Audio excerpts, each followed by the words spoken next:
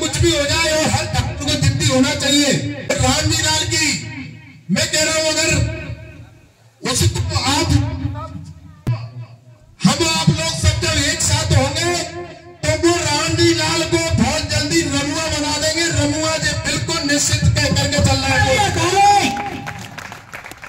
मेरे भी उसके लिए था, मैंने कहा रमुआ तेरे को अभी पता नहीं है राजपूत क्या होता है।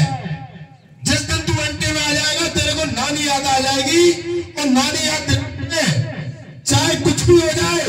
एक कहावत है, या तो हम आगे बढ़ते नहीं है और बढ़ते हैं तो पीछे मुड़ के देखते नहीं है। हमारा इतिहास उसने पढ़ा नहीं है, उस कमीने ने, उस कुत्ते ने।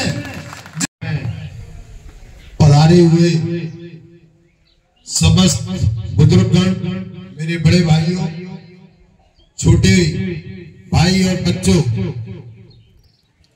आप सभी लोगों का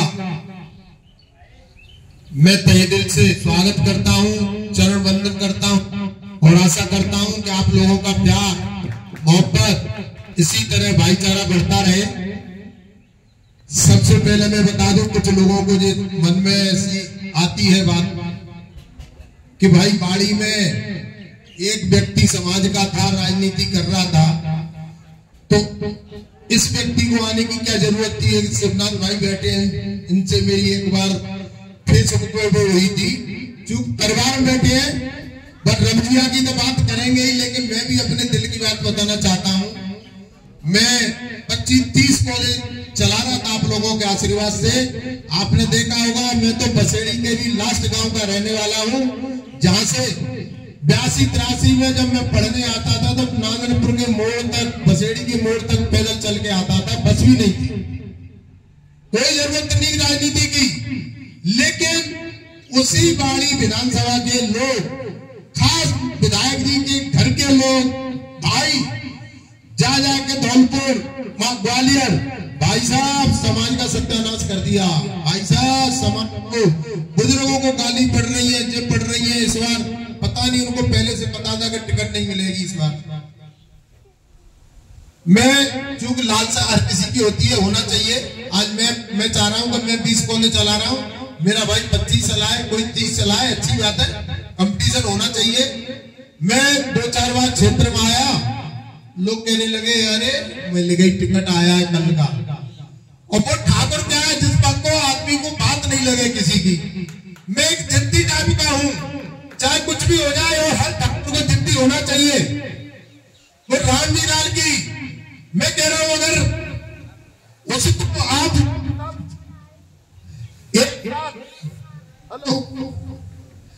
हम आप लोग सब जब एक साथ होंगे तो वो रणवीर लाल को बहुत जल्दी रमुआ बना देंगे। रमुआ जी बिल्कुल निश्चित कह करके चल रहा है। मेरे भी उसके लिए था, मैंने कहा रमुआ तेरे को अभी पता नहीं है राजपूत क्या होता है।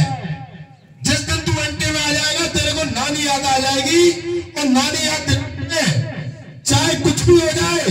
एक कहावत है, या तो हम आगे बढ़ते नहीं है और बढ़ते हैं तो पीछे मुड़ के देखते नहीं है। हमारा इतिहास उसने पढ़ा नहीं है, उस कमीने ने, उस कुत्ते ने। जिस दिन वो इतिहास पढ़ लेगा वो भौंकना बंद कर देगा। अभी वो कह रहा है, कह रहे भैया शासन तुम हट जाओ। अरे तेरी क्या औकात है शासन हटा के? तू एक बच्चे से ही हमारे थे, किसी से लड़ लेना। मैं आपको बता दूं, मैं अपने गांव की बात बता रहा हूं। मैं और मेरे चाचा का लड़का था, हम पढ़ के आए तो हमारे संग में एक और समाज रहती है, उनके लोग हमारे नीम काटने के लिए संग ले जाते थे। तो उनका लड़का बोला क्या नहीं नहीं नहीं आज नहीं जाऊंगा। हमने क्यों नहीं जाएगा, नीम काटना है तेरे को, नहीं जाऊंगा। तो वो अपनी मम्मी के पास, माँ के पास पहुंच गया। हम जाकर उसको पकड़ के ला रहे थे तो उसकी माँ कह रही बेटा नहीं जा रहा, जिद्द है नहीं जा रहा मेरा लड़का। हमने क्यों नहीं जाएगा?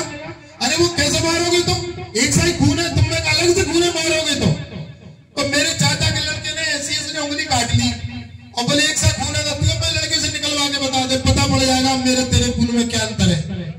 तो हमारे खून अलग है, जो खून हमने वो किसी में नहीं है।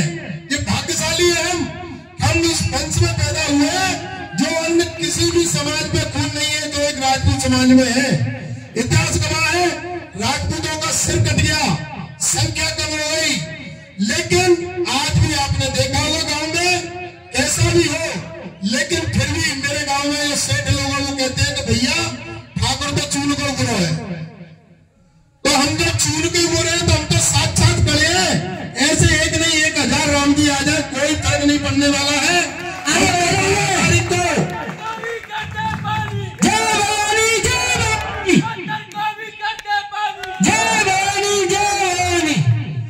आपको एक उदाहरण बताता हूं ग्वालियर का।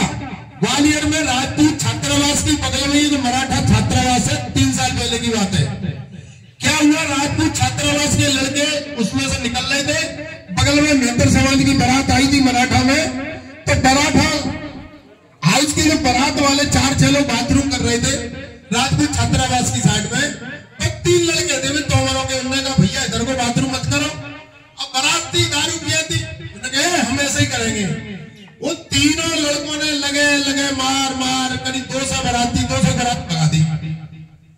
अब दूसरे दिन उन लोगों ने कहा राजपूत छात्रावास में कचरा डालेंगे, नगर निगम, वो विवाद बढ़ता गया। प्रशासन, उनका एक समाज का व्यक्ति था, वो उल्टा सीधा बोल गया कि राजपूत बारात में जाते थे, हम उनके घर पे रहते थे। वो तो ऐलान हो गया कि जितने भी मेहतर समाज के कल सबको पकड़ के बंद करो, सालों में लठ मारते हैं। कलेक्टर सब डर गए।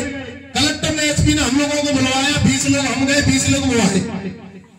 दुनिया भर की लंबी लंबी बात मार रहे थे। हमने कहा तुम अब यहाँ लंबी मार रहे हो प्रशासन के सामने, आप बताओ कितने थे ठाकुरों के बच्चे? और मैंने कहा आप लोग कितने थे? बोले 250 से 300 बारात थी साहब, शादी नहीं होने दी। मेरे जीने के बाद तुम्हारी हालत हो गई।